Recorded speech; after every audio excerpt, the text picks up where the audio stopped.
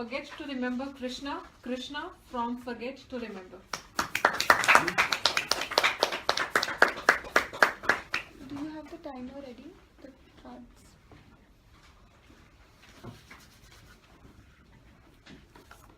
So friends, today let me share a personal story that I'm sure all of you will be able to relate to.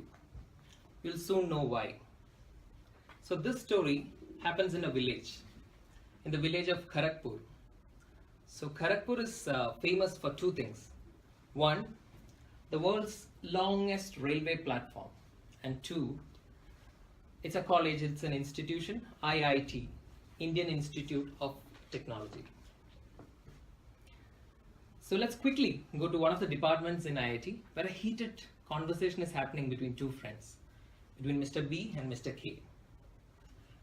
So Mr. B is asking Mr. K, when are you going to give your second speech?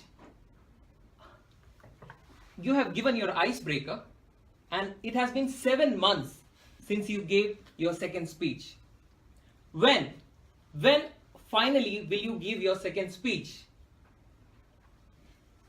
Let me quickly introduce this character, Mr. B. So Mr. B is this quintessential Toastmaster who had recently become the president of IIT Kharagpur Toastmasters Club. So as you are aware of, presidents are one of the most nicest people you can ever meet in a Toastmaster Club before joining. Because one of their goals is to push each member towards their speech goals. And on the receiving end was this Mr. K, which is nobody else but myself, Krishna, yours truly. And I have to admit, I was a really chill person then, who liked to relax, was lazy, because speech writing and giving is a very, very hard, it's hard work and an onerous effort. So I was definitely chilling then. And that's where this whole story of From Forget to Remember starts. But let me also tell you, these presidents are not ordinary human beings. They have 3 powerful skills. I call it PIN. 1, persuasive skill. 2, influencing skill. And 3, negotiating skills. And with these 3 skills, when they attack a new member like me, we get mesmerized, go defenseless, and finally get convinced. So I was this Indian engineer who freshly got convinced. And an Indian engineer, when he gets convinced, be it parents or friends, he can do things, okay? He can do things which he's neither good at nor passionate about. So here I was able to do such a thing. I was ready with my second speech. The dais was ready. The word of the day was written in large font. The first row was full of veteran Toastmasters ready to applaud. The last row was guest, as always, confused whether this is a club, cult, or a community. In the middle of all this, I have this infamous microphone, which whenever I switch it on, never works. So I keep it aside and start my speech. And those days, I'm not that old, but those days I was quite a daring person. So it was my second speech, but still I gave a dramatic opening to that speech. So I started off like this. The speech title, by the way, was Serious Laughter. So I start like this.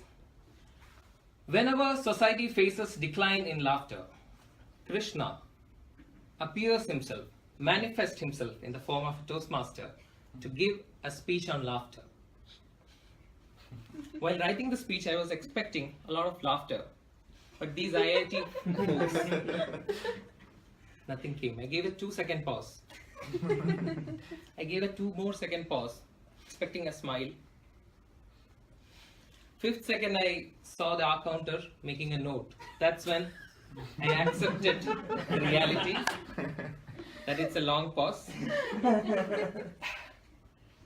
That was a moment of embarrassment. I felt like quitting the speech and leaving the stage.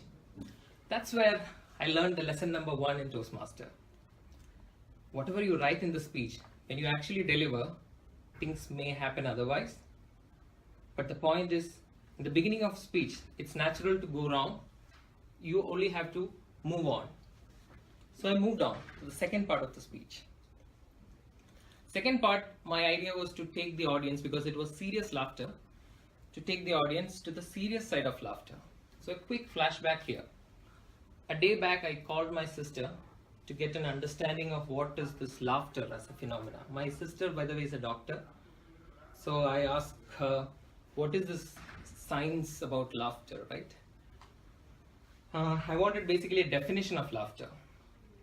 So I asked her this question, and just like any other Indian sister, she answers my question with another question. Why? Why? Why you want to define laughter? You just have to laugh, right? So once again, with the three powerful skills, persuasive, influencing, and negotiating, I mesmerize her and get this definition.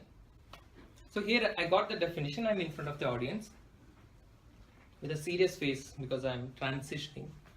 I said, friends, this topic of laughter is not just something to be laughed about. It is a serious topic. In fact, it is a science. It's a field of medical research. And science tells laughter is nothing but a successive rhythmic spasmodic expiration of the open glottis and the vibration of the vocal cord, often accompanied by facial grimaces and baring of the teeth.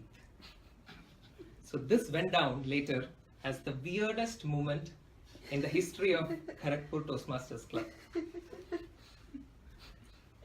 Here I was not expecting people to laugh, but people laughed their gut out. Everyone was laughing. Even that counter girl was laughing. That's where I learned lesson number 2 while giving a speech.